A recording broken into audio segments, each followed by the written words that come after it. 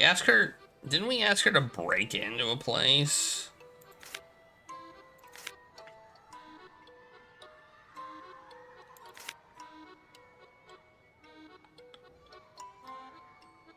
Let's ask her about the knife throwing act. I have my note. Here's my notes. They're kind of sloppy, but I've got everybody listed here.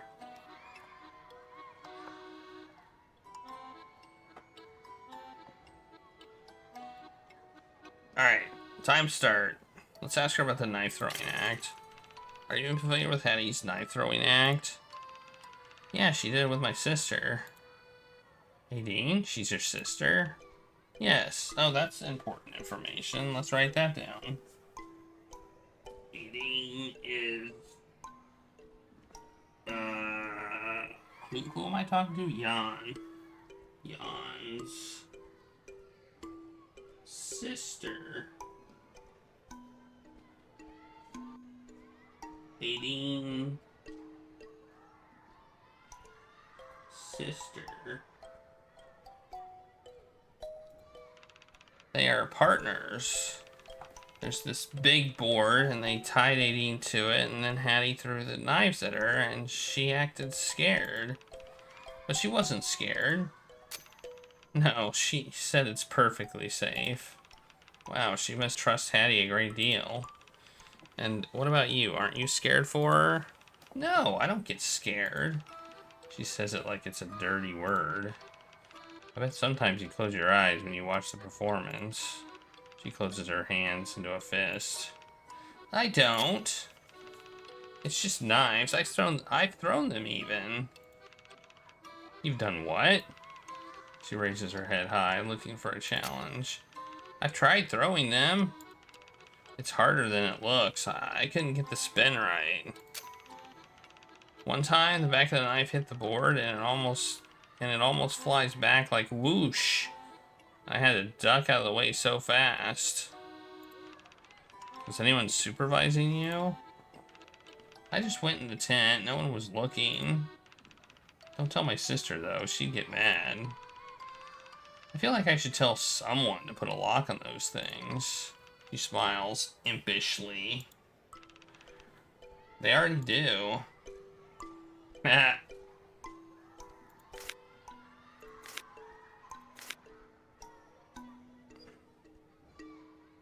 Let's ask about Echo, because I feel like I should ask about Echo. Do you know the puppeteer Echo? Of course, I like puppets. You know, he makes the puppets himself? Oh, I didn't know that. Yeah, one time I went to Chip's room because we were gonna play cards and the curtain was open and I saw his work table. It still had a puppet hand on it. The tiny little fingers were all over the table. It looked so funny. Wait, Chip and Echo live in the same room? Yeah, everyone's got to share except Hattie. Okay. Lives with Chip. I feel like we've got almost a logic puzzle here. Lives with Echo. Hattie didn't share. They're almost never in the room together, though, except for sleeping. He has lots of little knives, too, for the wood and the scratchy paper. You mean wood carving tools and sandpaper? Yeah, that's what I just said. And he has this big box on top of his walls. What about it? What about it? I want to know what's in it. Tried looking, but it's too tall. I stood on a chair, but it wasn't tall enough. I tried standing on the table, but then I couldn't reach the box. Oh, but have you tried, I don't know, spitballing here, asking him? Silly, he's not gonna tell me. She leans in and cups her hand over her mouth to whisper to me. I'll bet it's just full of puppet fingers and puppet heads. What? I resist the urge to compose a mental image of that. Okay. Box of mystery in room. Okay. It takes almost an hour to finish our questions. And thanks for the follow. The announcer stands at the front of the stage and stares, introducing the next performances. Jan tilts her head to the next schedule before suddenly grabbing my hand and dragging me in the opposite direction to exit the tent. Come on, let's go. What? I think I hear the announcer asking if someone has seen Jan. She shouts, "No, she left," before dragging me out the door.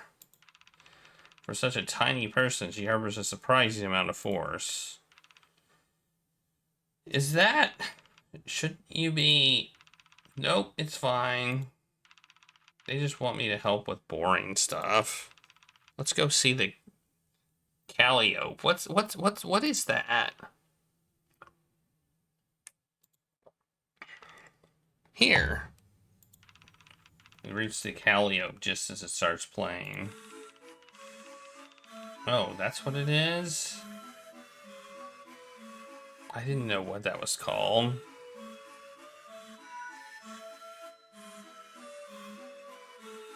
It sounds like the combination of an organ and an accordion.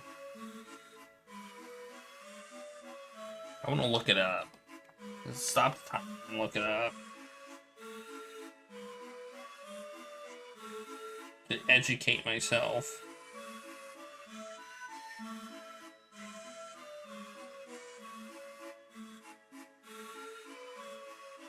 It's a loud keyboard-operated, steam-powered organ-like instrument that uses compressed air or steam to produce sound through whistles.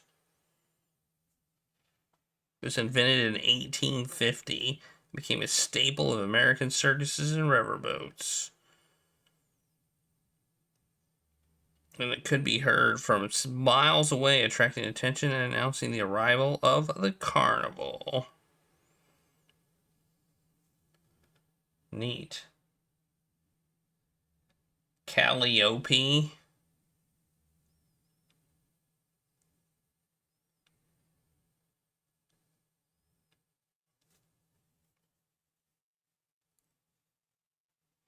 I was just pronouncing it like cantaloupe, only with cal.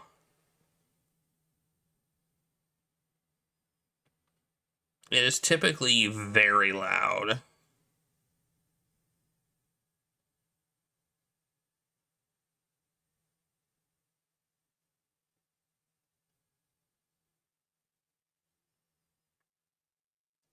Pronunciation. It's been disputed.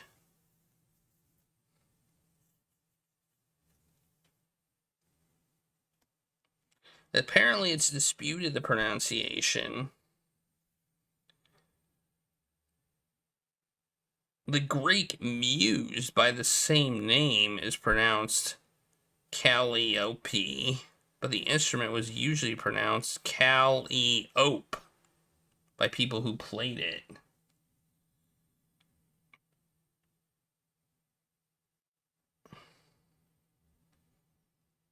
A 19th century magazine attempted to settle the dispute by publishing a rhyme.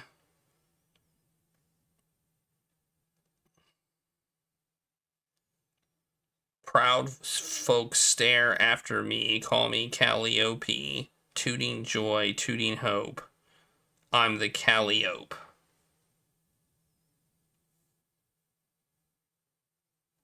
So apparently the capitalized version is pronounced Calliope, and the uncapitalized version is Calliope.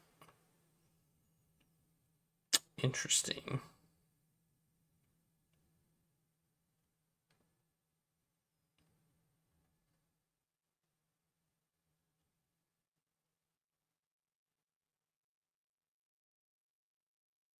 Although it was used in the Bruce Springsteen song Blinded by the Light, the word was used and pronounced Calliope.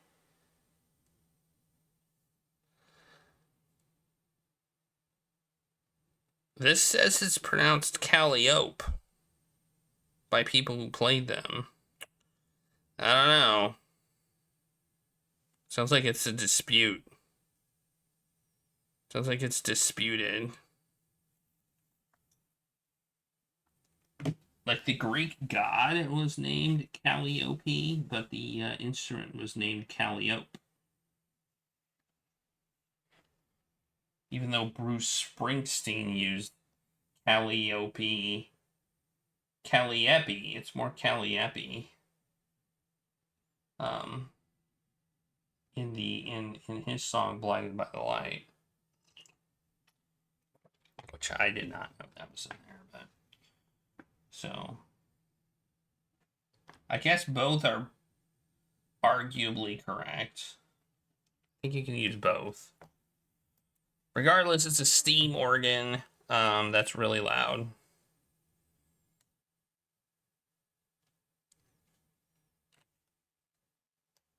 The sound of the steam organ is cut through the air. I turn to look at the Calliope and spot something intriguing. The woman stands in the corner. She wears a top hat, black dress with purple ruffles, gloves, and boots. As if sensing someone is looking at her, she turns around. She's wearing a mask that covers half her face, like the ones you would see at a Venetian masquerade. Her eyes meet mine, and she gently tips her top hat. What did I say? This is cool, right? When I don't respond, she kicks my shin. Ow! You're gonna break my leg. Then you'll have to carry me around. I can't do that. You're too heavy. Hey, that woman over there. Is that the magician your boss hired? Who? I turn to point at the woman, but she is gone.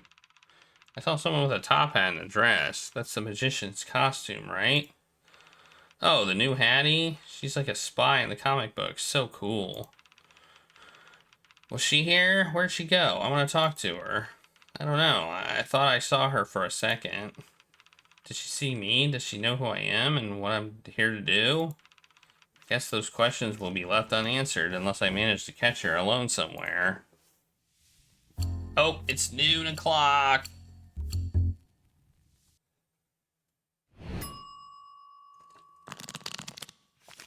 Dang. The vintage ones are quite expensive. Well, I guess we can go to her train car. Wait, who's here? Who's this? I've never met her. I'm trying to meet people I haven't met before, so we can go backstage. That's legal. Let's go backstage. It doesn't cost any points to go backstage. I make my way to the backstage tent. Elise said she'd be gone for an hour, so she's probably back here too. But when I walked in, the first person I see is a stranger.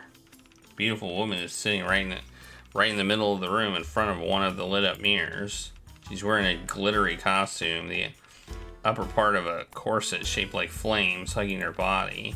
I can see part of a large tattoo across her collarbone of shapes and lines that twist around like knots. Maybe something Celtic? With her long auburn hair pinned to the side, she's intensely focused on her, as pencils in her eyebrows thin and arched like the ladies in film noir classics. She hears my entry and shifts her focus, her hand still holding the pencil to her brow. She takes in my outfit and blinks in recognition. Hi, I'm Nadine. I'm the fire performer. Yeah, I figured you were. Elise pops up from where she was concealed behind the other side of the mirrors, holding a tiny brush thingy. Found it! She hands the brush to Aideen, who is finished with her pencil and begins using the tiny brush to carefully groom her eyebrows. Seemingly busy with something else, Elise crouches back down, again disappearing from view. So you must be Jackie. We were just talking about you. Her eyes turn back to the mirror, and I almost don't realize she's speaking to me. I can only respond with a dumb sound. What's my dumb sound? Oh? Nothing bad. I promise. Oh, I said oh.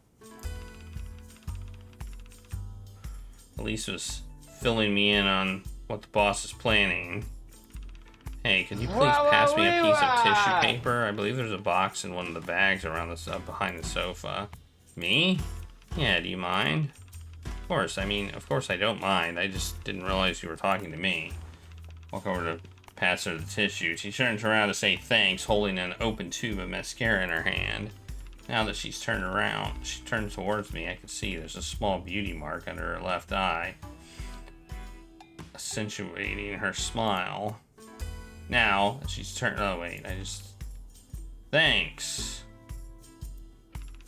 She carefully wipes the mascara into the tissue before using it on her eyelashes. She notices my confusion. It's a little trick to make sure the mascara is not too thick. Read it in a magazine somewhere, and it works like a charm. You should try it sometime. I have one for lips, too. Here, look. Instead of using lipstick, I like to use a lip rouge with small brushes. Aren't the edges much cleaner this way? Oh, sorry. Look at me lecturing you.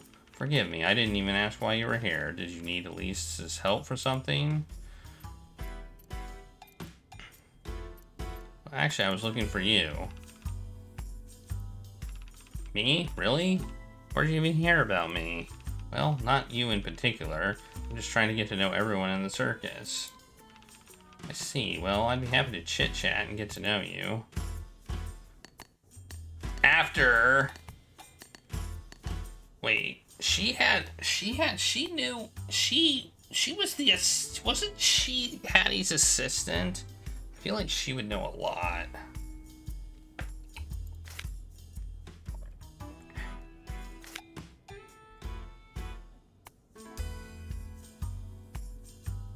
You know?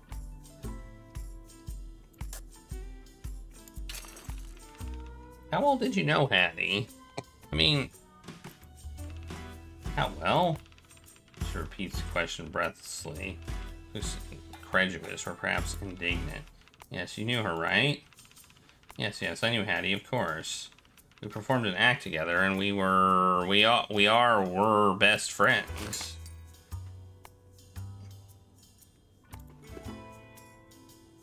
That's all I get. That's it. That's all I get. Oh, I feel like that. What's this button? Oh, I can switch per people. Okay. I feel like that was a wasted question, but I got a thing, so maybe it wasn't. This is... Alright, I'm gonna switch locations so I can at least get the introduction. I approach the train car. It's the first one in the line of what I presume to be living quarters with the performers parked just outside the train station. Curtains are open, so I step closer to check if anyone's inside. Just as I lean in, the entire train shakes with a loud clang. Whoa, what was that? Earthquake? Train car shakes again. This time I'm composed enough to see and hear that it's only coming from inside the car. Vaguely, I think I also hear the squeaking of old springs. Well, guess that answers questions of if anybody's inside, but how many, and what are they doing there to cause the shaking? People are doing, you know what, at 12, they should at least have the decency to draw the curtains, right? So it must not be that, I'd hope. The train keeps shaking with an irregular rhythm while I move to knock on the door. One moment! A high-pitched voice comes through. I hear a thunk, then a series of small, rapid footsteps coming close to the door. It pulls open with a bang and a tiny figure appeared. It's a young girl. She barely reaches my chest, but the way she's huffing and posturing makes her look bigger than she is. Who are you? What are you doing here? She ogles my outfit and comes to an easy conclusion. You are the fake Hattie, aren't you? Jackie or something? Yeah, I'm Jackie. Hattie 2. I'm Jan, I'm the acrobat. Bang! What are you waiting for? Come in. Unlike its ratty exterior, the inside of the car is colorful and cozy, glowing warm from sunlit windows. The far wall is painted with red and tastefully decorated with magazine clippings. 2 beds, one large and one small, are aligned on the right-hand wall, while there's a vanity desk and a small round tea table on the left side. And while not completely neat, it's filled with details of the people living here. Shoes scattered on the floor, stuffed animals on the bed, tea kettle on the boiler. Jan flops on her bed hard, blankets and stuffed animals shifting from the forest. So how's it going? I heard something outside before I came in. Oh, I was just practicing. Practicing? My backflips, you want to see? Here? Yeah, what's wrong with it here? Just seems dangerous. Don't you need a big cushion or something? I'm sitting on a big cushion right now. You mean the bed? Are you going to hit your head? Why do you worry so much? You aren't my sister. I'm gonna do it. You can watch or not, doesn't matter to me. She kicks off her shoes, piles the blankets on the bed, onto the bed, and kicks her stuffed animals into my lap. Don't drop them. Okay. Alright, 1, 2, 3. She bends her knees slightly, barely swings her hands much, and takes off. Whoa.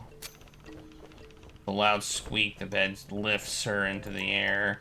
She even has time to curl into a ball before landing. I hear the clang and feel the shaking again as she lands perfectly on the mattress. That's good. I'm not done. From the same spot, she moves into a front flip and then a side flip, all from the same spot between the blankets on her bed. Follows a series of dizzying moves, accompanied with the loud noises that make me irrationally afraid she's going to tip the train over. Why is it so loud?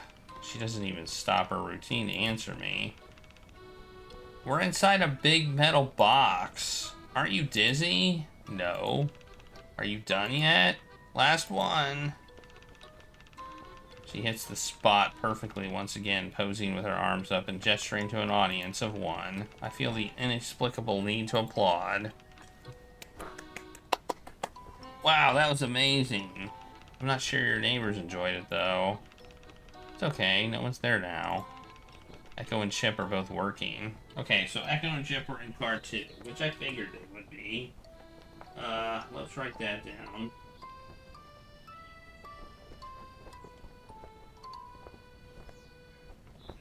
So who lives here? I haven't met Tito yet, have I? Or is Tito the fortune teller? I think Tito might be the fortune teller. So this is training. You do this every day? Pretty much. I'm amazed you haven't broken the bed or the train. How do you know I haven't? Have you? I'm not telling. Why are you here? Okay, you know, I'm just going around getting to know everyone. If you have time, I'd love to chat. Okay, who haven't we met? That's Tito, Jan, Hattie, Rolf, Moses, Chip, Aideen, Elise. We haven't met the detective, I guess. Maybe the detective is the person we haven't met. I think that might be it. The only person missing here is the detective.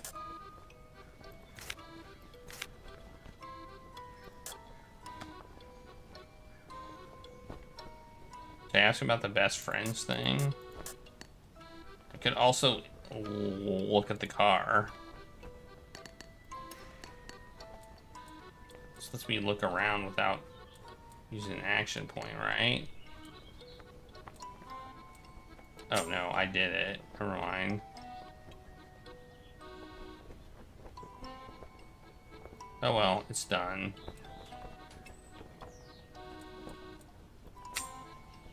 Pile of shoes. Some are worn in, but others are well maintained. They are separated into 2 piles. A bunch on the left are size 7 shoes, most likely worn by an adult woman. There are heels, Oxford's best. Shoes on the right are closer to size 5, probably a young kid. Okay, well, we now, I guess, know the size of shoes. And I think Aideen would be size 7. I'm guessing she is here with her sister. That would make the most sense. Wouldn't it? Tiny little table with chair and stool. Some decorations are placed on the table. Plants, some bottles, a lamp. The lampshade is decorated with seashells. Oh wait, I already did the shoes.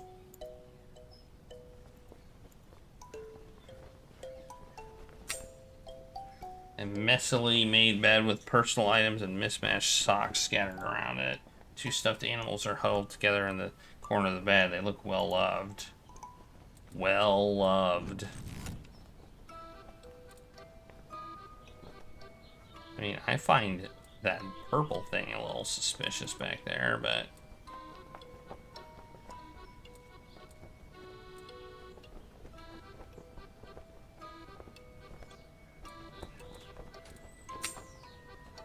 Clippings of fashion magazines, catalogs, and posters carefully taped on the walls. I guess that's it. That's all we got. Oh no, we got books.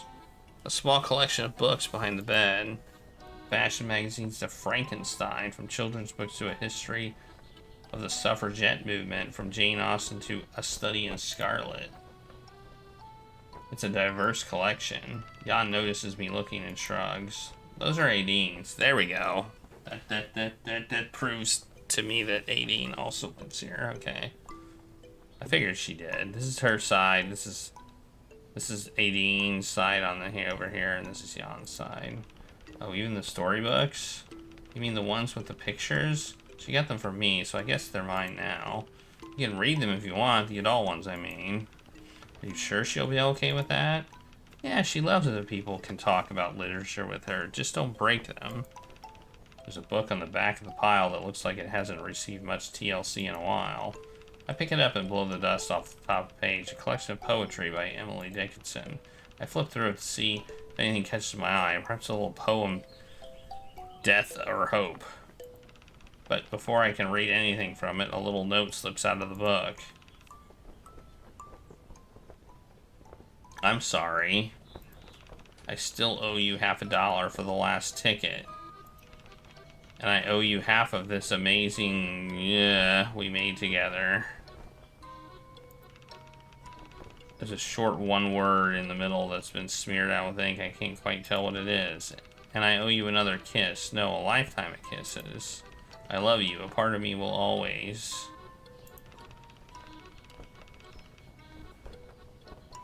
will always do, but we both know I'm a coward, and this is for the best. It's signed simply with an R. Ooh, well that's it. That's something. One of Aideen's books I found a mystery note, seemingly written by a former lover, simply signed R. Well, is there any... Rolf is the only R here.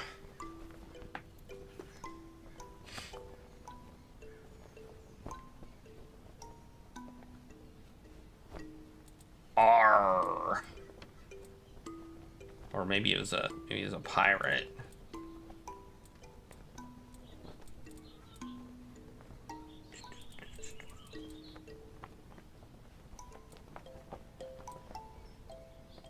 Okay, I think that's it this time. Regulus? Maybe Regulus wrote it, yeah. Should I ask her about it? Could ask her about it. Sure, why not? Have you seen this note before? What note? Found it in Aideen's books. Looks like someone left it for her. She eyes the piece of paper skeptically. Which book? Which book? I think it was... the Dickinson Poetry Collection. Oh, the boring book? I don't know. Don't like poetry? I don't understand it. I can read all the words, but I still don't know what it's saying. Don't worry. That happens to everyone. That's Aideen's book, right? She likes poetry. I don't know. She hasn't opened that one for a while. At least 3 or 4 months. 3 or 4 months. See, that's good info. Maybe she simply finished it. Do you know who this is from? I haven't even read it yet. Don't people leave their names at the bottom of the letters? Well, this one just says R. She moves aside and tiptoes over, trying to discreetly see what's in the letter, but I'm better than that. I switched my angle subtly. Rolf? Maybe. Why won't you let me see it? You found it in my room. Actually, you are not supposed to take our stuff. Give it back. Oh, I'm sorry about that, but somehow I have a feeling she wouldn't want you to see this. That only makes me want to see it more. Pity, because I'm not going to let you. Fine, I'll go ask her myself. Well, that's a dead end. I should probably come clean to Aideen before Jan gets to her. I slipped the letter back into my pocket. Okay, I guess I should go talk to Aideen about it. I mean, it's a lead, right?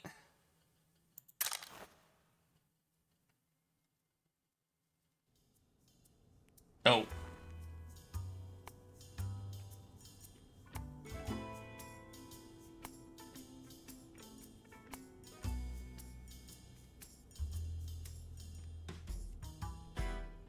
Our question.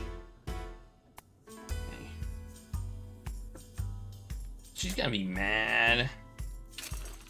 Sorry, I was in your room and picked up one of your books. I promised I didn't mean to. It kind of just slipped out. Yeah, sure. I don't mind that. It's okay. What? I passed her the note I found. What is this? I found it tucked in one of your books. Have you seen it? No, I've never... She snatches the note from my hand. Am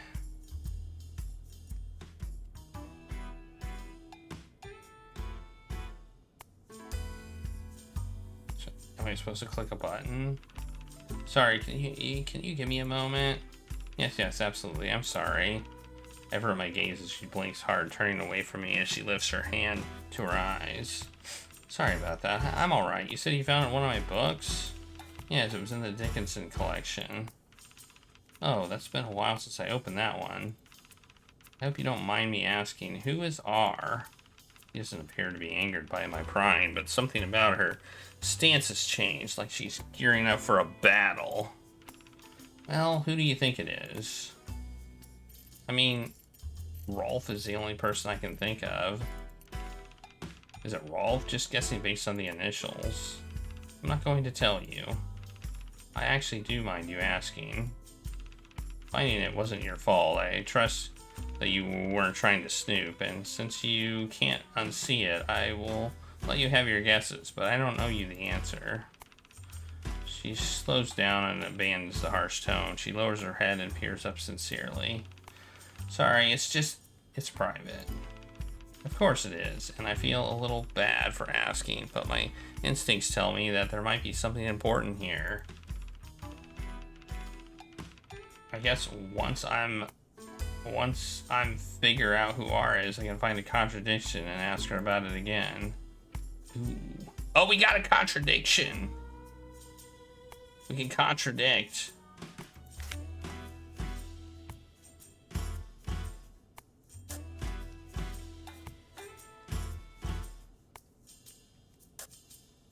Ooh, man, I don't know.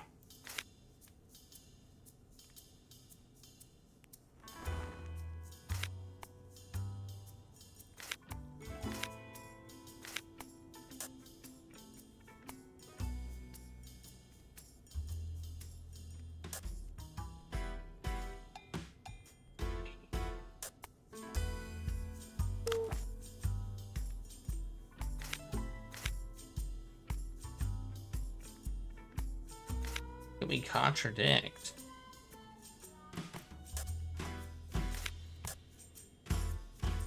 Try that.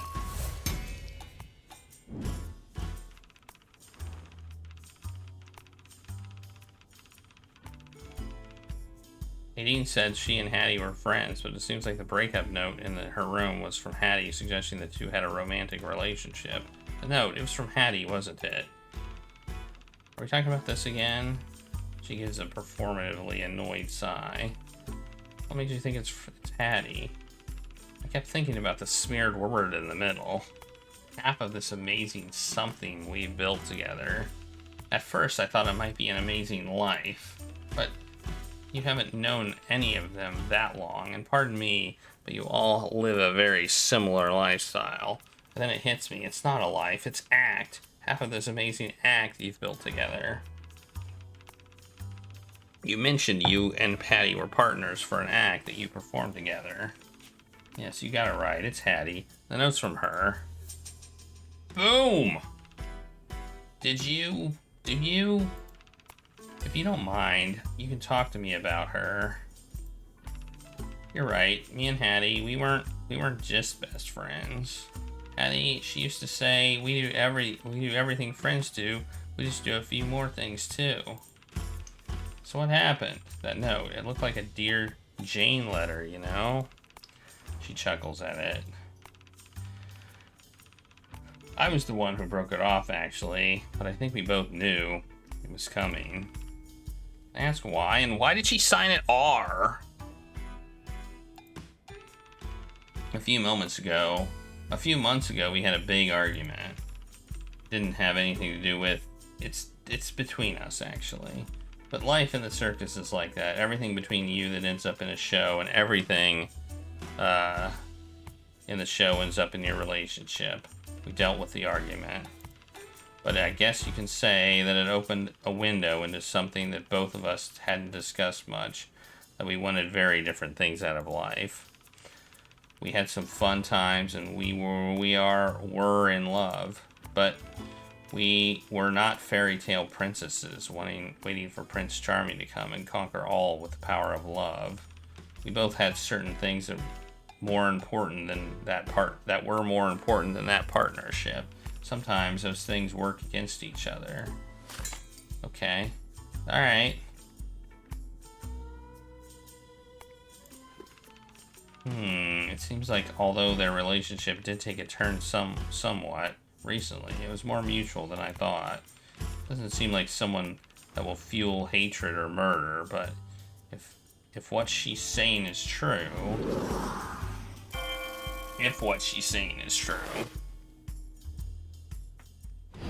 I think I put the... There we go. Ding! We're snooping around like a snoop something.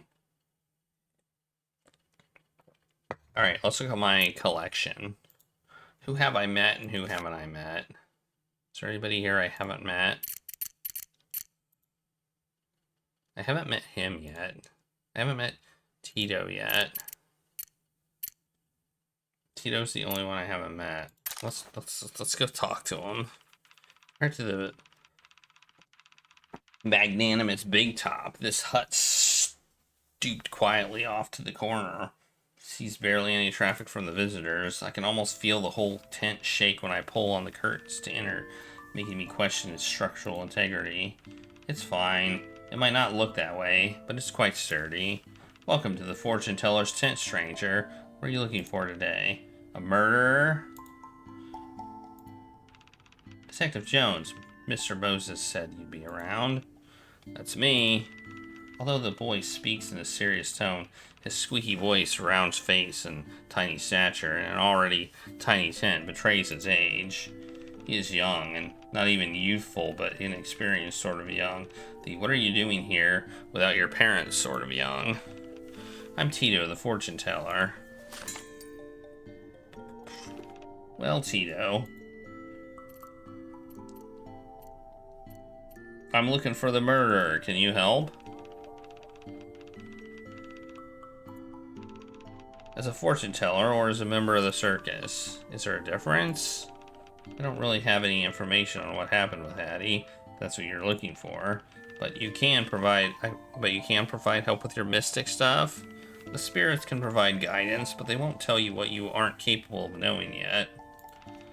You're saying that I can't just reveal the murderer by drawing a few cards or saying a spell. Disappointing. However, if you are interested in a reading, I can do one for you. Oh, I don't. The first reading is free. Oh, let's do it then. And it doesn't even take any action points. Boom, boom, boom. Huh. Not that I'm being stingy. You don't need to explain. He quickly places a deck of tarot cards on the table as a way to end this awkward conversation. So, what are you looking to learn about today? The case, of course. If you are looking for an answer to be handed to you, that won't happen. What the cards can offer, however, is guidance. Place your hand on the deck. I reach for the deck. Wait. There's something I need to warn you about first. Huh? This deck of cards, some of them have been sabotaged. What does that mean? Like they're cursed? No, someone messed with them with pain. Was it Jan? I see I don't have to explain what happened.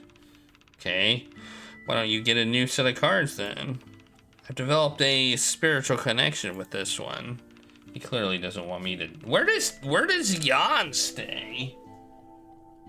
We got Aideen and... Or where does Tito stay? We got Aideen and Jan in a car. We have Chip and Echo in a car. Rolf probably stays in the stables. Elise may stay in the backstage tent. Where does Chip stay? He clearly doesn't want to derail the conversation any further, so maybe he stays in this tent. So he lifts his throat. And nonetheless, but what about when they travel? Like, the whole idea of them being train cars, they have a place to stay when they're traveling. Nonetheless, I assure you, whatever on the cards won't interfere with the reading. So, please place your hand on the deck and ask your question to the cards. Keep the question in mind and shuffle the deck. Alright, cards and spirits, how should I solve the case? I shuffle the deck. Split the deck into 3 and place them in sequence from left to right like this. Good. Now, let's say the first card represents the situation you're in. What are you here to do? He gestures for me to flip it over. Now that I am face to face with the Justice card, I have to bite my tongue to hold back my laughter. Well, I see what you mean by sabotage. The god of justice is holding a sword, which is now a nice rotisserie of some delicious-looking meat. That golden scale in his hands is balancing a piece of pie and some coins. Justice, equality, and truth. That seems to represent what you're seeking, yes? Yes, of course. I wouldn't say no to some rotisserie and fruit pies either. He glares. Normally I'd feel sorry, but reprimanding me with his baby face just isn't intimidating. It's like getting yelled at by a puppy. Sorry, so what does the second card represent? This card represents the obstacle you're facing. The High Priestess. Reversed, secrets, hidden motives, repressed intuition. Story of my life. I can imagine. The last card is meant to provide guidance and advice on how to best overcome the obstacle. I flip it over. In the center of the card is a big piece of pie covered with whipped cream and slices of lemon and divided into 18 pieces. 8 pieces. Why did I say 18? I was like, 18's a weird number of pieces for a pie. Jan really likes her lemon pie, huh? This card is, well, it's supposed to be the Wheel of Fortune. Change, karma, the turning point. It signals that something big is going to happen, and what's after will be permanently different than before. In my life, the murderers, or the circus. Perhaps all 3. Wow, that's not ominous at all, or specific either. So, Jan likes lemon pie. Should I note that?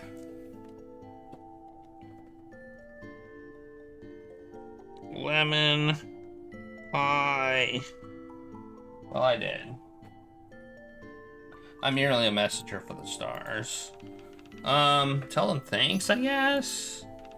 Wait, before you go, there's one more thing I can do. I believe you will find it helpful, but it does not come without a price. Price, I'm afraid. No, not money. Oh, go on. Consider the circus a mystic space, and time here is a separate entity. The more you do, and the more you learn within this space, the flow of time can be changed. And that means, in short, the experience you gain here can be exchanged for more opportunities for action.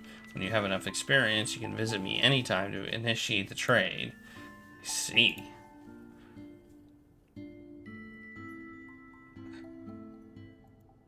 Okay, so that's the 100 experience for 1 action point. Okay. I don't really want to do that right now. You're hungry for pie now? Yeah, I don't blame you. Who should we talk to? I mean, I feel like we should go to everybody and like get the lowdown and then like decide how we're gonna use our action points after we talk to everybody. Right? The Calliope finishes playing, but much of the crowd hasn't dissipated. Many of them probably felt the irresistible pull of a hungry stomach and went off to one food stand or another. But another portion of the visitors are walking to a different direction, just behind the Calliope, away from the vendors. Is there something there? I follow them, and sure enough, I encounter a small circle of people gathered around the ring, and they are all laughing at something or someone in the middle of the ring. And it's Chip. I walk closer to see a young man standing alone in the middle of the ring. Is this the first time I've met Chip? Talking energetically, he is dressed in a colorful outfit with a wonky silhouette, including flared harem pants and the tallest hat I've ever seen. He's leaning on the rope barrier inside the ring, separating him and the audience, poking half of his upper body out to talk to someone in the crowd. The crowd immediately flows over to where he is. Folks are almost shouting to talk over one another. Shh, I hear you all, but the performer waves his hands to stop everyone and points to a child in the front row dramatically. I can see you have a question for me, friend. Me? Taken aback by this sudden attention, the boy stares at him dumbly and sniffles. Yes, what do you want to ask me, kid? You're supposed to be a clown, right? Where did your nose go? Everyone bursts out in laughter while the performer acts confused and wounded. What do you mean? Where's my nose? It's not on my face?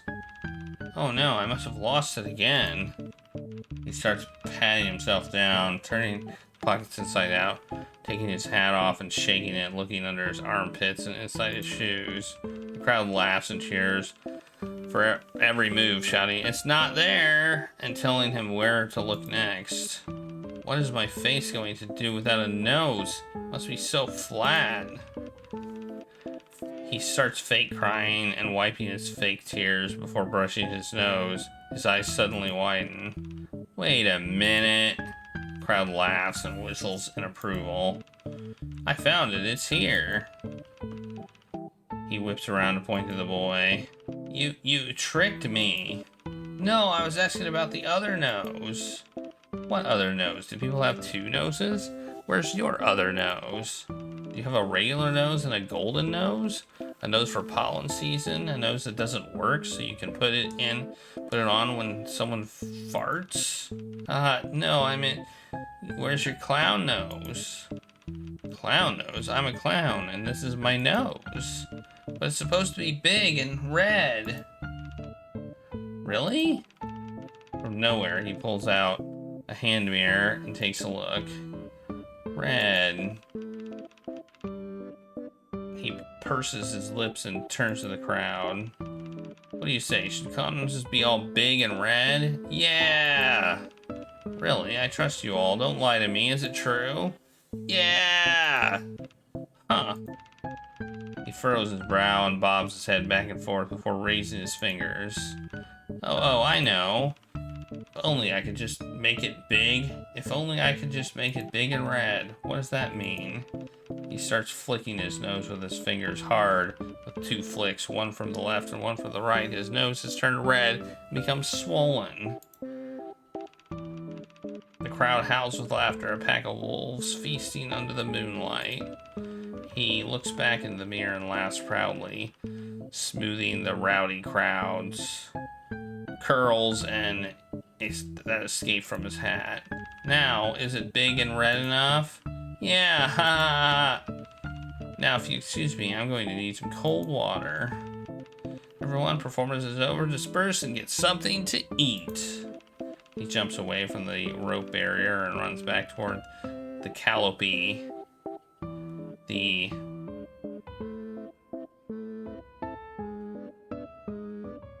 Wait, did I pronounce it right?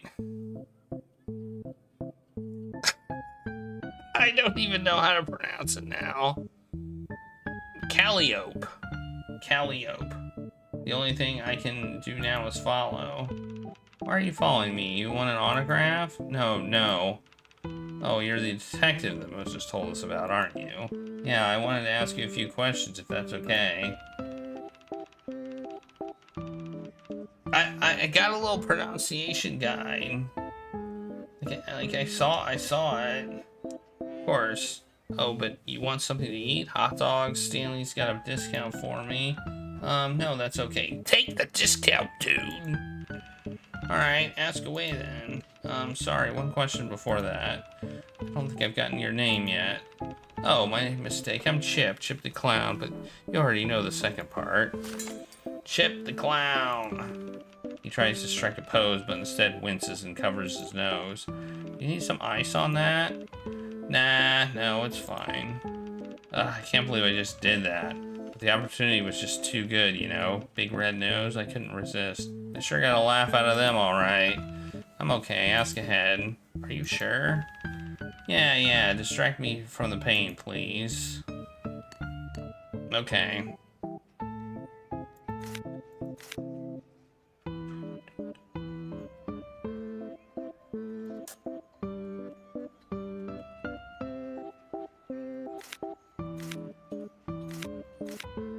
Alright, I'm gonna go somewhere else.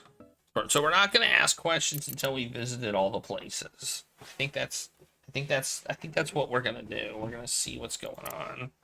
Because we get things from each place. When I return to the tent, I'm shocked at how empty it is compared to just an hour ago. Not only a few families and couples are quietly wait among the rows toward the back. My mind shifts into overdrive, trying to figure out what the hell happened until my stomach grumbles. It's lunchtime. Being hit in the head and waking up in the middle of the day has really messed with my sense of time. I guess they don't schedule any shows during lunch hour. Looks like there's a performance after all. Kind of pity whoever has to fill this time slot given the lack of turnout. Oh, never mind, it's him. He probably likes it empty. Who else could it be but Echo standing in the middle of the ring looking as disinterested as ever, perhaps even morose. He's holding a different puppet than the one I saw earlier. Still connected by strings, but the ends attached to some sort of wooden contraption instead of his fingers. However, the puppet is completely motionless, which looks disturbing. At this moment, I realized that when I met him before, his other puppet was always moving, even breathing, for the lack of a better word. Maybe he saw me, maybe he's not looking at all. It's hard to tell from this distance. He just waves his hand to the stage operators, signaling them silently. Then his puppet comes to life. Almost by magic, it wakes up, starts looking around curiously, and eagerly begins to walk. The light focuses on the puppet. Meanwhile, its operator stands completely still, blending into the background. If it weren't for his nimble fingers pulling the strings, it would be difficult to tell which of them was the puppet and which was the puppeteer. The puppet takes a lap around the stage, knocking on props and even waving to a few audience members. I noticed that the aloof audience has perked up, watching his every move with excitement. One of the kids even stands up and waves back. The puppet finishes one circle around the ring, turns around and crashes right into Echo's legs. I wince. It's probably a bigger puppet than the one he was using earlier. But then slowly the puppet looks up and up and up until he and the puppet are staring at each other. The music turns into something slow and ominous. Is this part of the act? The puppet looks its operator up and down and then down at its own hands and repeats the waving motion from earlier. But this time, instead of looking out at the audience, it is looking at the strings that are tied to its waving hand, almost as if seeing them for the first time. The music keeps playing slowly, darkly. The hairs on the back of my neck stand up. The puppet looks up at the cross-shaped contraption that holds all his strings. He reaches up with one hand and gives the string an experimental pull. His leg raises. The string twitches as if the realization has sent an electric charge through his body. The audience falls silent with a few concerned whispers coming through. The man behind the puppet is still barely giving any response. After some pacing around, the puppet seems to have made a decision and squares his shoulders. Using the same hand, it yanks on one of the strings hard. I can't see it from this distance, but Echo must have done something on his end that makes the string detach. The puppet's legs, formerly attached to the string, lose support and hits the floor with a thud that echoes through the vacant tent. The music accompanies it with a well-paced string pluck. With one leg dragging behind it, the puppeteer gives one look to the loose string, and then, to everyone's quiet horror, grasps another one. Another tug, and wow, this is quite the puppet show, I must say. Another tug, another leg, two more, an arm and a hand. With one last tug, the puppet collapses on the ground, his head slumped, only one hand, the tugging one, still hanging into the thread. With his usual haughty expression, Echo places the controller on the ground and walks off the stage, leaving the lifeless puppet lying in the spotlight. I did not expect that to be an act in a circus. The entire room is deathly silent for minutes, processing what just happened. And then the child from the front row bursts out in tears.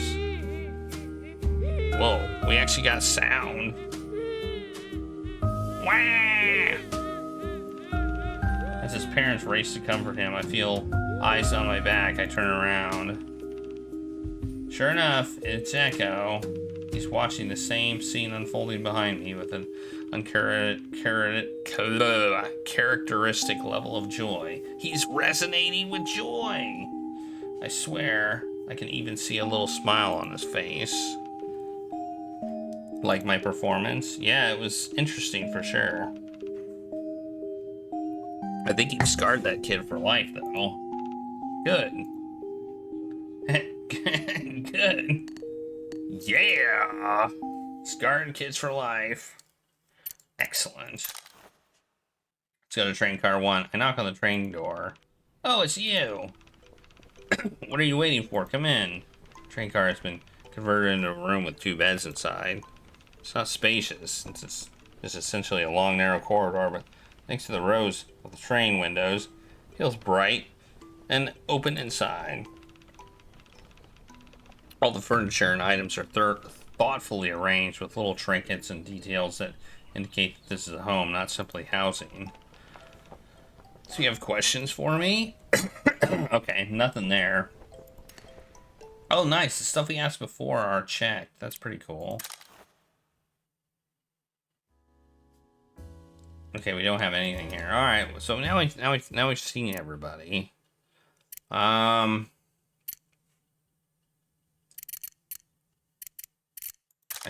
guess we can ask Chip some questions, because we haven't talked to Chip before. Have we?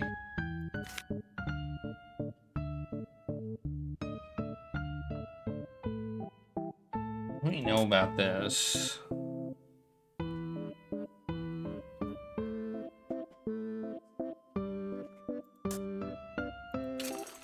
Where were you the night of the murder? I was just in my train car. Was anyone else with you? No. Do you usually stay in the train car alone? No, Echo lives there too. But he wasn't there. Don't know what he was doing. I wanted to get everyone to come over and play cards that night. Maybe have a little drink before we have to perform, you know? But I couldn't get anyone. I guess they were all busy. Elise said she wanted to sleep. Nadine said she was going to keep Jan company. Okay, this seems important. This seems important. This seems important.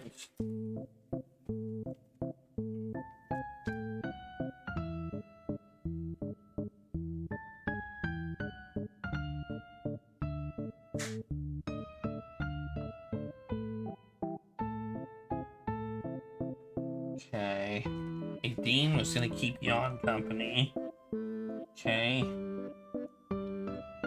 Keep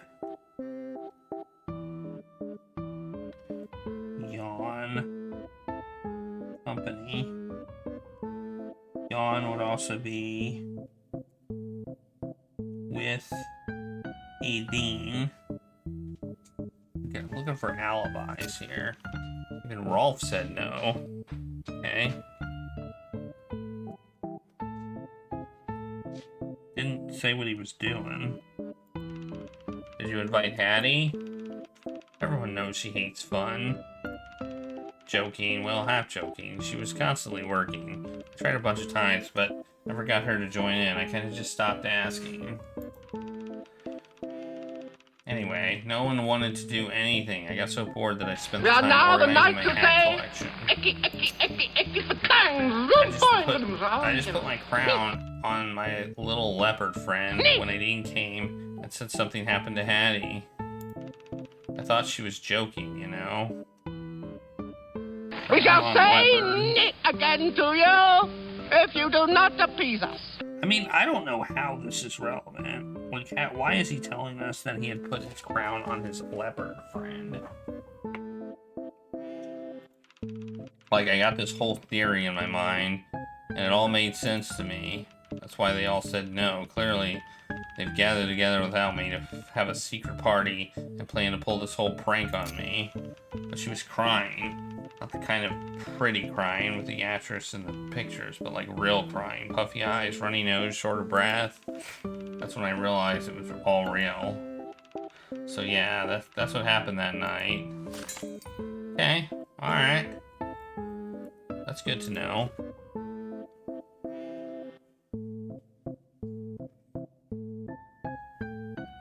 We can contradict it.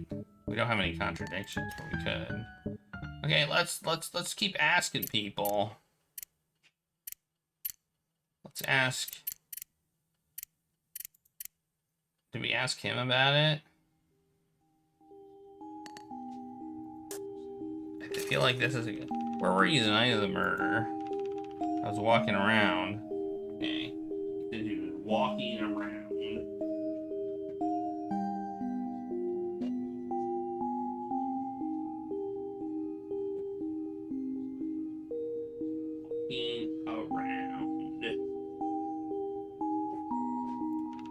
Walking around, like taking a stroll? Wasn't it raining outside? Perhaps. I like walking in the rain. Is that a crime? Fine, go on. Was there anyone else with you? Let me save the time. No, I don't have an alibi. I was alone outside, and then I wandered into the damn tent. I saw her tied to the board, already dead.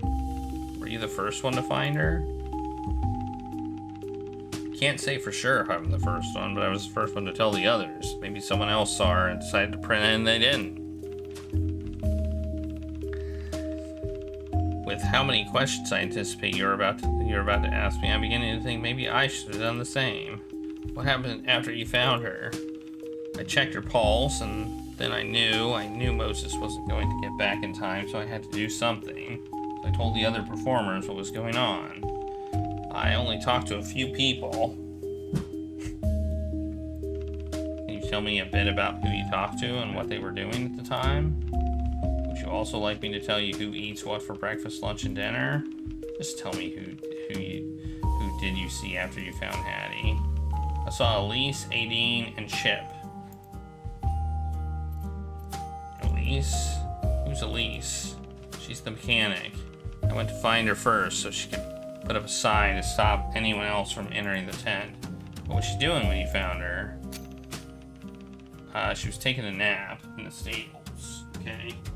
So she was napping in the stables. So E-C, napping in stables. Which supports what Chip said. A nap at 7 p.m. Yes, it was arrival day, and she was up before sunrise setting up. She usually takes a nap after we are finished unloading. The stable back room is the only place that had a free bed already. Was there anyone else there with her? I didn't see anyone else, but I wasn't exactly scouting the place. It was dark, and I just seen my colleague's corpse. After I got Elise to close down the tent, I went to find Aideen in her trailer. Wait, Aideen? She's the fire performer. She's close with Hattie. What was she doing when you found her? She was just in her trailer with Jan, her little sister. I knocked at the door and told her what happened. So Jan was in the room with her? Yes, that's what I just said. This whole thing is going to be this whole thing is going to be to go much slower than it already is if you insist on not paying attention and making me repeat myself. Sorry, go on. Okay, this checks out. Also, so where are we at?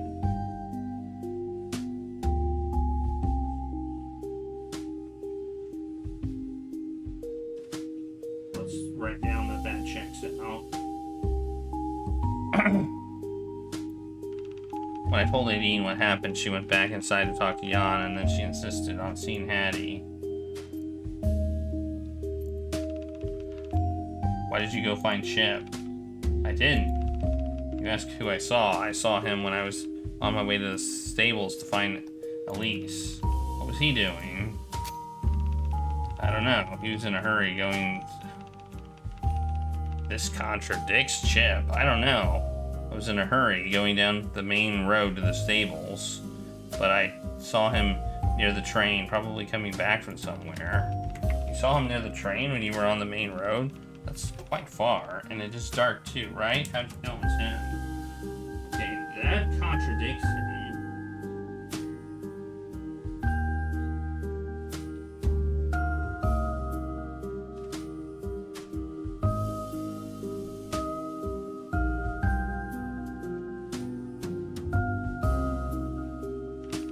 He was wearing his gaudy cowboy hat. I recognize that hat because I see it every damn day in our trailer. There are only a few of us that live there, and no one else would wear something like that.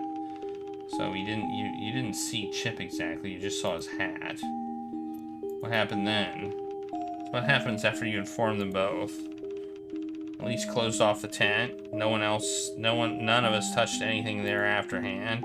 Nadine went to tell the others what happened. We waited until Moses was back and we decided to tell the cops. The rest you probably already know. Okay. I feel like we might be able to talk to Chip now.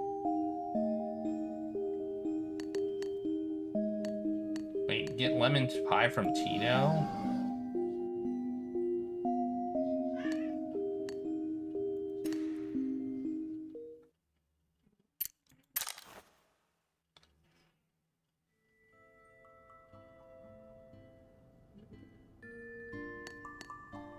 Should I click this button? One of my goals is to get lemon pie from Tito.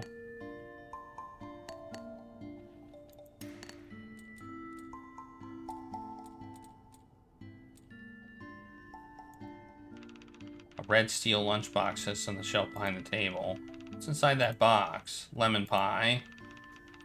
Oh, are you planning to eat that later? Thing is, I don't know how to ask this, but if you want the pie, you can have it. Really? Sorry, but I need it for something. Is it something named Jan? Anyway, I can bring you a snack from the fair so you won't get hungry. You want popcorn? Don't trouble yourself. I didn't really want to eat it anyway. Then why did you take the pie to mess with her? Maybe. He opens the lunchbox, takes out the paper bag holding the lemon pie, and hands it to me. Here. Okay. It's good. Well, thanks. I appreciate it. Okay. Is that it? Oh, there we go. I spot a small tea table covered in blue tablecloth with a beautiful print. The tablecloth seems old with fraying edges and faint stains, but it's still neatly pressed and smells freshly washed. On the table rests an oversized crystal ball, because of course there's a crystal ball for the fortune teller. 2 cups of steaming hot tea await their enjoyers, or perhaps they are merely there for the tea leaves to be read. Lemon pie does sound good, I agree. Do we get to drink tea after we read the leaves? Because otherwise it seems like a waste of perfectly good tea. I spot a small... Oh, wait, I already got that one.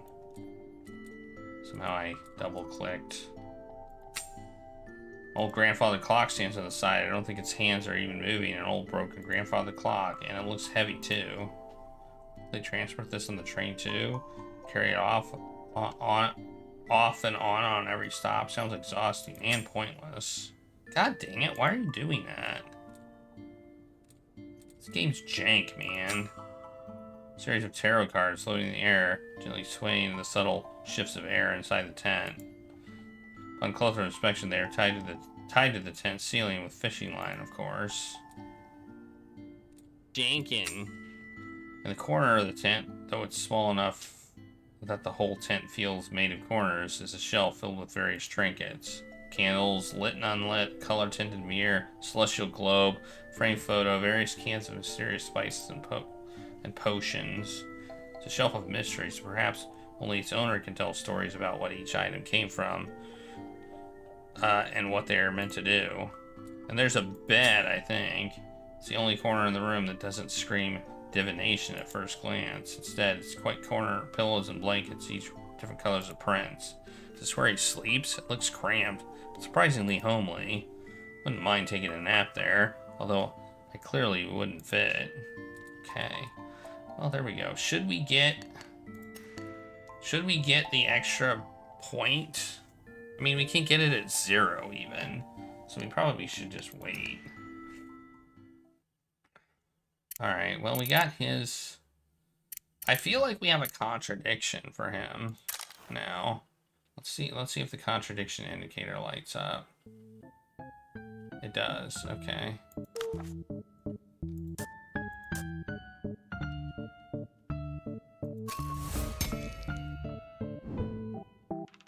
Ship said he was at the train car on Monday night, but Echo claims to have saw him walking outside wearing his cowboy hat. He said you were in your train car alone on Monday night from 5 to 7 p.m. Yep. Are you sure? What do you mean? Echo said he saw you walking back to the trailer sometime around 7. That's a load of bull. I'm not lying. I was there the whole time. We don't like each other, but he doesn't have to set me up for murder by making up something like that. He's an asshole, but not even I would think he would just... You said you were organizing your hat collection. Yeah, I know it sounds like a little ridiculous. I know it sounds a little ridiculous now that I'm thinking about it, but it really is just what I was doing. You happen to own a, and I quote, gaudy cowboy hat? Excuse me, my hat is not gaudy. He somehow manages to look even more offended by this than when he realized Echo contradicted his alibi. I do have a cowboy hat, but... Oh. What? Someone else borrowed the hat from me that day? You are going to need to be more specific. I don't know.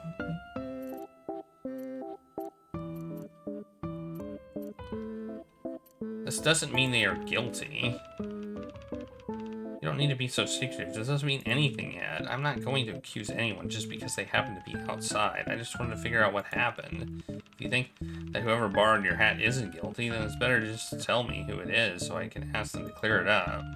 Okay, yeah, you are right. It was Aideen. She asked me to borrow the hat earlier on Monday. I had been kind of wondering why. But I'm sure she had her reasons. If you just talk to her, it's it can't have anything to do with Hattie. Maybe she just thought it was pretty. Sincerely doubt that's why, but I'll ask her and find out. Okay, that's interesting. So there's not a contradiction, so this contradiction doesn't exist. But Aideen did borrow the hat. Okay, so borrowed cowboy hat, but she was supposed to be with Jan the whole time. So that contradicts her alibi. That was corroborated by both. Well, not really corroborated. Corroborated.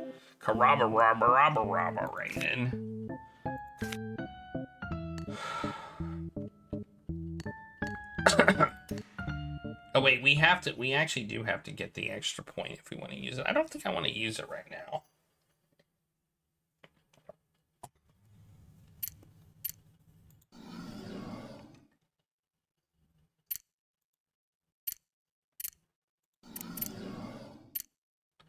Maybe I do. Yeah, what the hell.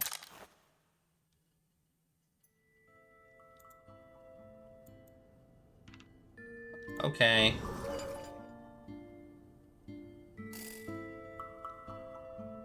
There, now we got 2 action points. Because I think we'll get another 25 experience for this, so we'll just be able to get another action point later. So... here it is. By request, 1 slice of beautiful, aromatic, freshly, well, not freshly baked, it's cold by now, lemon pie. Oh, gimme! I hold up the pie in the air, just out for reach. What about your end of the deal? Hey, give me the pie first. I'll give you the key. Promise. Hey, what's over there? She points to something behind my back. I do not turn around and keep my arm high. Do you think that I was going to fall for... As I prepare to mock her attempt, she lifts her head to take another look and literally flies upward, snatching the package out of my hand. What? She starts ripping the package and stuffing the contents in her face, mumbling to me with her mouth full. Did you think I couldn't jump that high? I'm an acrobat. She finishes the slice in a few short seconds and smacks her lips. See, I had a feeling you'd need this. I already went in. Here. Yeah, buddy. Wait, I thought you picked her lock. How did you get that? She always keeps a spare key under her potted plant. Are you going into her room? Maybe not right now, but I plan on it. When you go and say hi to Zuzu the spider for me. You're kidding me, right? The spider's definitely gone by now, right? She shrugs. Okay, take a deep breath. The spider's definitely gone. I guess I'll just have to see when I go inside. Alright, I guess we now we have 125 experience. That's exactly what I was going for. Alright, let's ask her, I guess, where she was. I mean, we kind of already know the answer, don't we? But maybe she'll tell us something else. I'll ask her. Where were you the night the murder happened? Is that when Hattie died? Yeah, would you please answer the question? I was with Aideen in our trailer. The whole time? Yeah, it was raining. There was nothing else to do anyway. What were you doing? We were listening to the radio. We borrowed from Chip. The New England DK was playing. When did you hear about Hattie? We heard knocking a little after 7. Aideen opened the door and saw Echo. Echo never comes to our trailer. Echo wanted to talk to Aideen alone, so she asked me to stay inside. Okay, that corroborates the alibi. So I should probably ask Aideen about it. Okay. So, yawn. Said that too. So... when she came back, she was crying, and she told me Hattie was dead. End of turn! And now it's 1 o'clock. Time is running out. Ding! The time to solve this murder is running out. Hey, chippin', not fish and chips, Toto and chips. What are my cards? Surprise appearance? What the hell does that mean? That's Hattie I need to pull. Oh, yeah, okay. What I need to do, the first is take all these sort of... You talk to everyone and inquire about Hattie. Okay, who haven't I inquired about Hattie with? Have I met Echo? It's quiet around here. I can't tell if anyone's inside. Try the door handle. It's not locked. Hello? Anyone inside? There's no reply. I knock again, then open the door. The room inside is nothing like what I thought. There's a pineapple.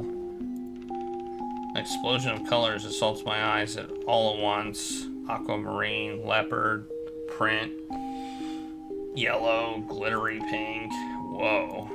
Hey, there's the cowboy hat. Look at that. It's on the wall. Halfway through the room, a light blue curtain is drawn, obscuring the rest of the train compartment. What could be inside? A bedroom? Clear my throat. Anyone here? Just as I'm about to leave, I hear something from behind a curtain. It's an odd noise, like scratching on wood.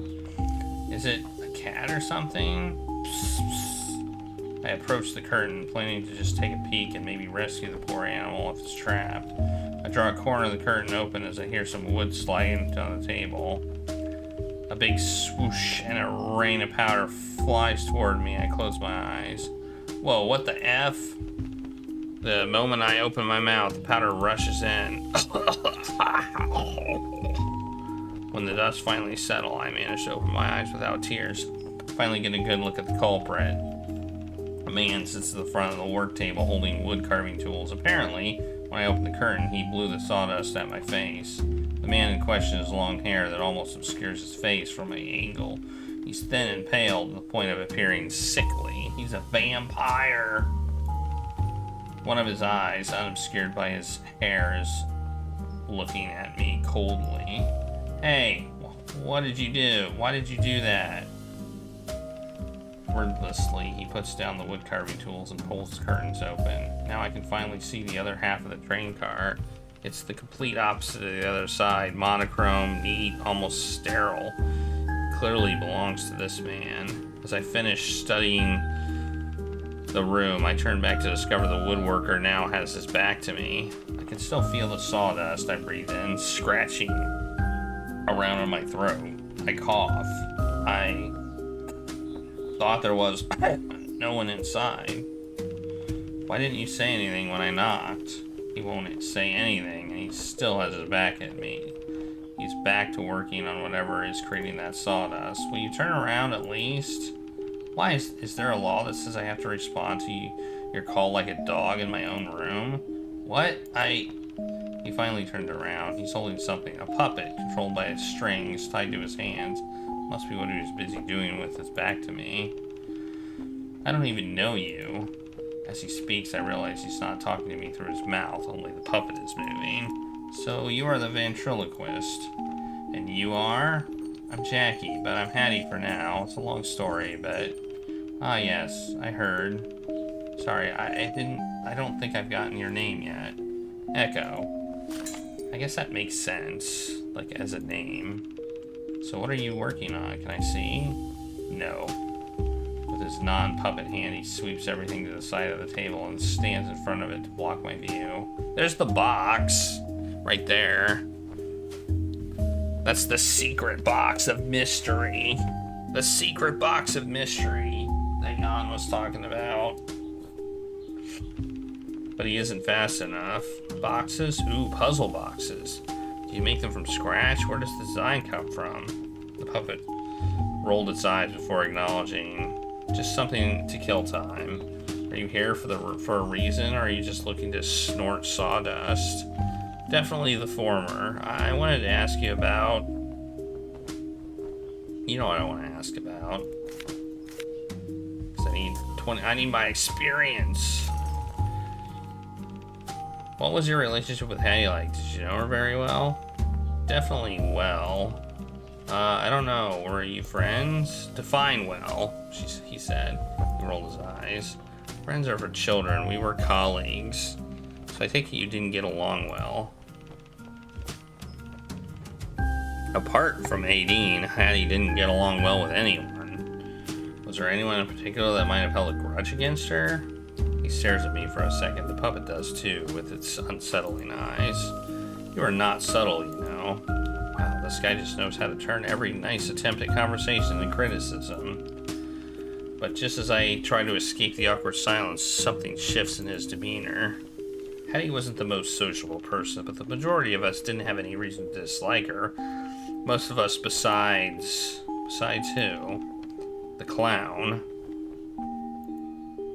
The clown? Who's that? His name is Chip. Chip, why would he have any reason to hate Hattie? Well, jealousy is an ugly thing. Jealous? What would he have to be jealous of? Do you know that before Hattie came to this old circus, who used to be the ringmaster here? Who used to get the top billing? on all the posters? Chip?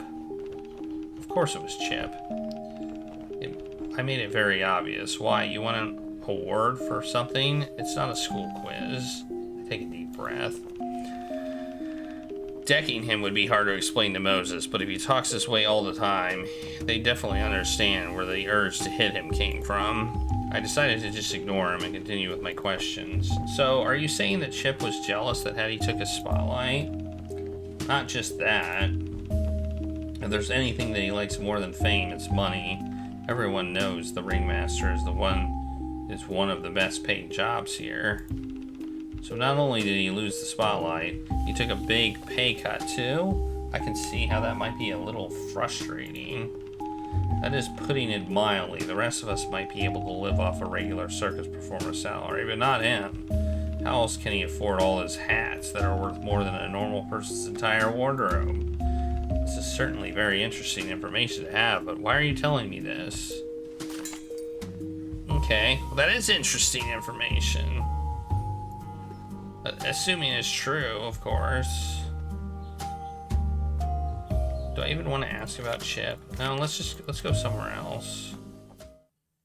Let's go somewhere else. Let's go. Who haven't we inquired to about Hattie? Let's go here again. This time when I get to the fortune teller's tent, the sign outside is flipped to busy. Is someone inside doing a reading right now? Just as I was wondering if I should leave, instead I hear shuffling inside and Tito's voice comes through. Miss Jackie, is that you? Sorry, the sign said busy, but it's just circus folks here. Feel free to come in if you want. Look around skeptically. How does he even know it's me without opening the curtains? But if he could see me before, he'd definitely see me being paranoid now. Perhaps it's just best to go in. Tito sits behind the table facing the door, just like last time. This time, there's someone else seated with his back to me. He doesn't have to turn around for me to know who it is. With the narrow space inside the tent, I have to duck my head to avoid being poked by his hat. Hey, Miss Magician. Welcome. Make yourself comfortable. We were just having some fun. Sorry, but there are only 2 chairs here. I'd sit on the ground. I'll sit on the ground. You can have my seat. Oh, thank you. He scoots over, half sitting, half kneeling.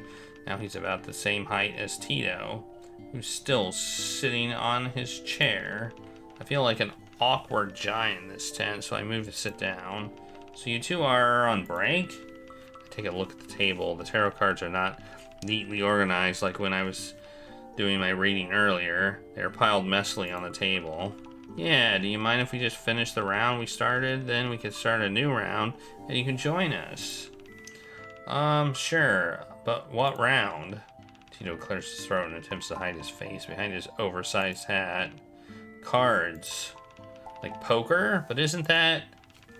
Well, if you take out the big arcana, the rest of the tarot cards consist of 4 suits with numbers and court cards, like a regular deck. In fact, they are the same origin.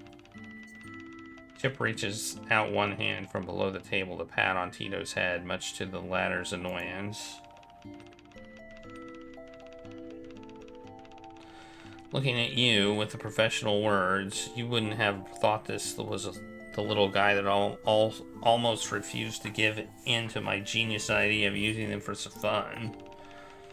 It was his idea after he lost a deck of the regular cards when he took them to play with strangers at a bar. Alright, it was my fault, but come on, yours work just as well and are prettier. True. He's got a fancy hat addiction. I mean, that's a slick hat, I must say. He turns to me and winks. He was all worried it was going to mess with his chakra or something, but so far, so good, eh? Thinking about the reading he gave me earlier. Yeah, I wish there was something wrong with his chakra. So, where are we again? Blackjack, right? I am the dealer, and he has 17 now, see? So 3 of cups, 5 of pentacles, and 9 of swords. They're much harder to count than playing cards, I know. Wait till you see the 10 of wands. But you'll get used to it. So, little seer, are you gonna hit again or not? Hit. Whoa, are you sure? You already have 17. Hit. Alright, your decision. I'm just saying, anything above a 4 and you're gonna go kaboom! Are you gonna give me a card or not? Jeez, impatient. Here you go. The three of us watch with bated breath as Chip draws a card and hands it to me. Alright, guest of honor. You can do us the favor of reading this card out loud. 1, 2, 3, 4 of cups. Yes, that is correct. Kaboom! And that would bring me to... Shit. Are you sure you're not cheating with your gift? No asking the spirits what card is next. I told you it doesn't work like that. Fine, you win. At least we aren't betting cookies today. He throws his 2 cards on the table. And I was so excited about 19 I had in my hand. Tito collects and shuffles the cards just as he did after my reading. But I think I see a crooked smile on his face from Chip's exaggerated disappointment. Seems like it takes a man-child to bring out the playfulness from the real child.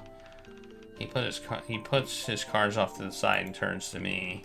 Sorry about that. Did you need me for something? Or, if you want to talk to him? Oh.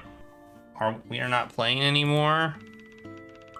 If you want to talk to him, I'm sure he'll cooperate as the temporary ringmaster. He'll be happy to assist you.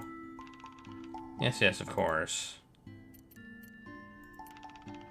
I'll leave you two to it then. Did I ask him about Hattie? I didn't ask him about Hattie. What was Hattie like? Hattie was just Hattie. I don't know what to tell you. Hattie's just Hattie. She was always smart and perfect like that. Then why would anyone want to do that to her? Take it from me, it's not easy being beautiful and brilliant. I'm sure you know what I'm talking about, right? Makes an exaggerated gesture of looking me up and down and winks. Flattery will get you nowhere. Whoop. Hey, no flattery here. Just my truthful observation. You were saying? Alright, you don't like compliments. Fine. From this point forward, I'll refrain from making compliments about your looks and your intelligence, even though both are outstanding. Well, as it turns out, people don't always like it when someone else has those qualities. What do you mean? You want to hear a story? Sure. Close your eyes and imagine. 7 years ago. Hey, Polly. It's a bit different. It's definitely different. Close your eyes and imagine. It's 7 years ago, and you've been studying with his master magician for 3 years. But then, suddenly, he accepts another student, a woman. Almost unheard of in this industry. She is younger than you and brighter.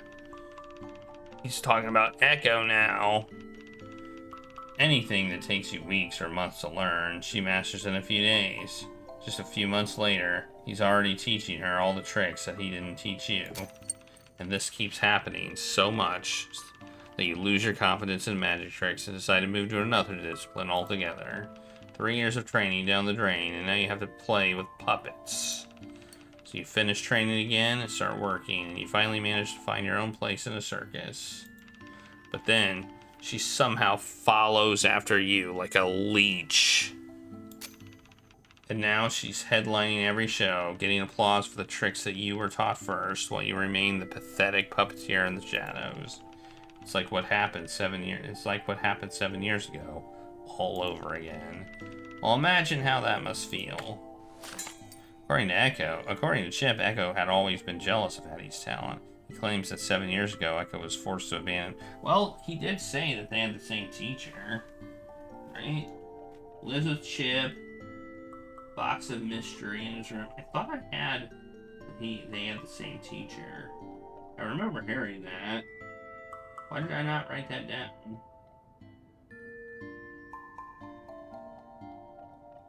I knew that. We established that toward the beginning. Are you accusing Echo of murder? Oh, no. We are just gossiping, aren't we? I was telling a story. What are you gonna do? Report it to the police? I'm pretty sure they don't care about this case. Besides, I'm willing to bet my head of hair that old Pinocchio has a worse tale about me. He's not wrong.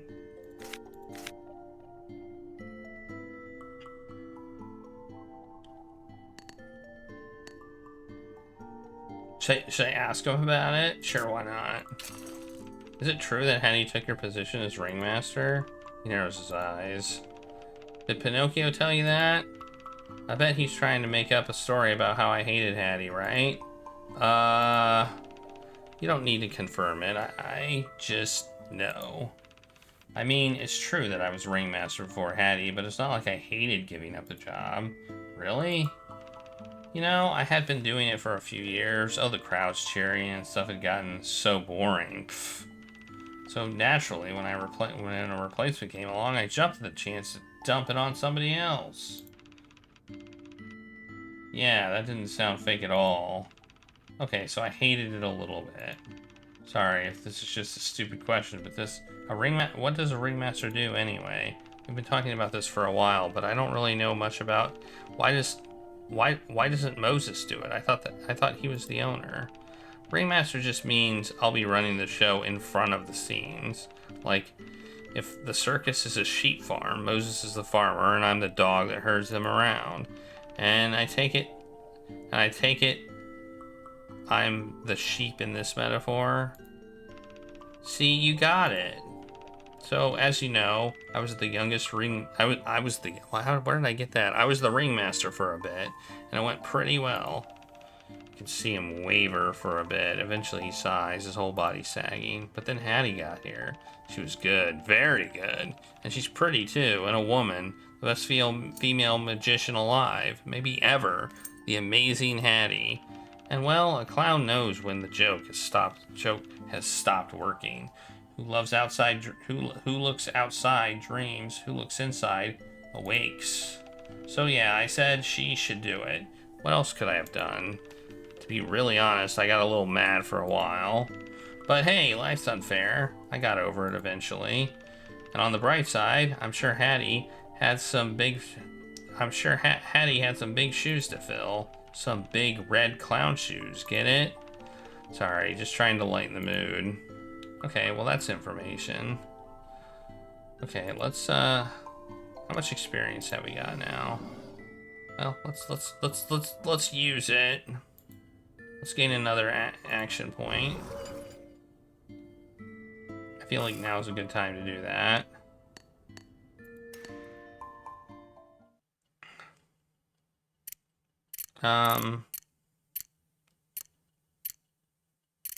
Did we ask her about Hattie?